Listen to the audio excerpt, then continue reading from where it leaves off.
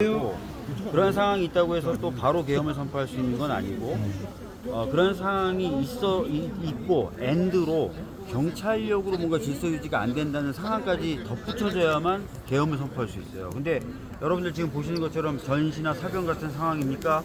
그리고 경찰로서 질서 유지가 안 되는 상황이에요? 아니죠. 아닙니다. 그럼에도 불구하고 계엄을 선포했기 때문에 요건에 안 맞는 것이다, 이렇게 말씀을 드리겠고, 그럼에도 불구하고 이렇게 요건에 안 맞는에도 불구하고 계엄을 선포한 이유는 아마 대통령의 권한을 이용해서 국회를 마비시키거나 정지시키려고 했던 것 아닌가라는 생각을 할 수밖에 없어요. 그래서 저의 개인적인 생각은 이거는 사실상 내란에 가까운 것이다, 혹은 내란이다라고 생각이 드는 겁니다. 대통령이 내란을 전시에 가까운 상황을 만들었어요. 네.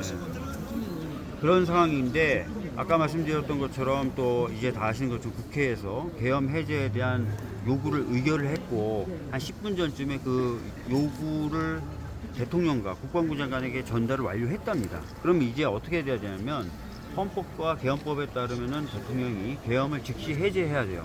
단 계엄법에 보면은 계엄을 해제할 경우에 국무회의에 심의를 거치도록 되어 있습니다.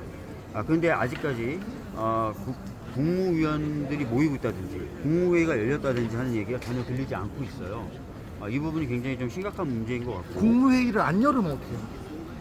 사실상 뭐 저희가 지금 현재에서 뭐 그렇게 안 할 경우 어떻게 할 수 있다 이런 방법이 없기 때문에 쓸 수 있는 카드는 국회의원들이 힘을 좀 더 모아서 바로 탄핵을 하는 수가 있죠.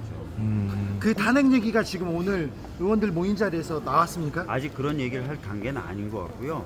현재는 계엄 해제가 가장 중요한 상황인 것 같습니다. 용산에서는 지금 거부권을 제가 행사하는 지금 말씀을 드린 것도 만약에 그런 상황이 오면은 어떻게 하는 수단이 있느냐는 질문에 제가 답변을 드린 거고, 현재로서는 여러분들도 우선은 계엄을 완벽하게 해제하는 거, 여기에 집중을 좀 해주셨으면 좋겠다는 말씀 드리겠습니다. 그래서 못 떠나고 있습니다. 용산에서는 거부권 행사를 하겠다는데.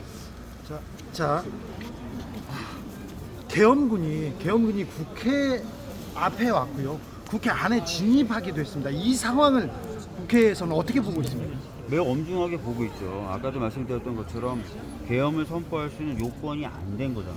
근데 계엄을 선포했고 실제로 지금 뭐 파악은 해봐야 되겠지만 어느 정도 규모가 되는지 파악은 해봐야 되겠지만 군이 실제로 움직인 거 아닙니까? 네. 그리고 많은 시민들이 그것을 목격을 했고요. 네. 굉장히 엄중한 상황이라고 봅니다. 우리가 아시다시피 우리 헌정사에서 계엄이 선포된 건 43년 만의 일입니다. 43년 만의 일이에요.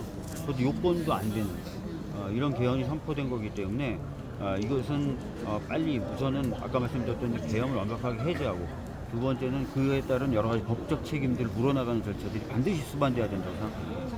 법적 책임을 바로 물어야 됩니까?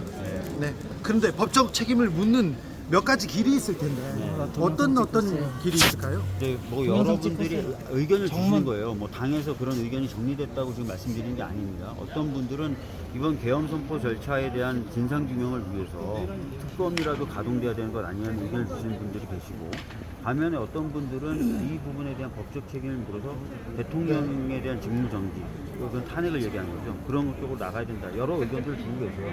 그러나 아까도 말씀드렸지만 이 부분에 대해서 저희가 지금 논의하거나 결정한 바는 없고, 우선은 국민의 안전, 이것을 위해서 계엄을 해제하는 데 집중을 해주셨으면 좋겠습니다. 네. 자, 이 상황